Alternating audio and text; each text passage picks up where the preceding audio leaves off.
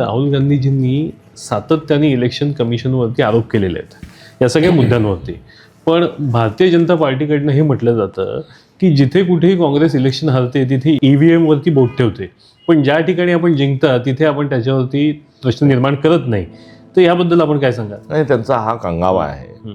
मुळात आमची हरकत ही आहे की आम्ही हरकती कोणावर घेतल्या? निवडणूक आयोगावर. बरोबर. आम्ही मुद्दे उपस्थित केले, त्याच्यावर कोण बोललं पाहिजे? निवडणूक आयोग. आम्ही जे मुद्दे उपस्थित करतो ते तांत्रिक आहेत, त्या निवडणूक आयोगाने त्याचं उत्तर द्यावं. मात्र दरवेळेस निवडणूक आयोगाची वकिली करण्याकरता, आता वकिली म्हणू का दलाली म्हणू हा एक प्रश्न आहे, भारतीय जनता पक्ष का पुढे येतं?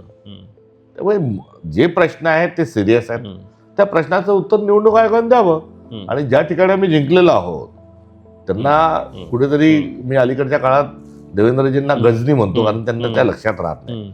आम्ही राहुल गांधींनी दिलेल्या पुराव्यामध्ये कर्नाटकाचे देखील पुरावे दिलेले आहेत. कर्नाटकमध्ये झालेली मतचोरी देखील दाखवलेली आम्ही त्यांना दाखवलेली, हिमाचल प्रदेश मधली मतचोरी देखील त्यांना दाखवलेली आहे. त्यामुळे ते जे सांगतात त्याच्यात तथ्य नाही, त्यांना सत्यापासून पळायचं आहे म्हणून फेकमफाकी करतात.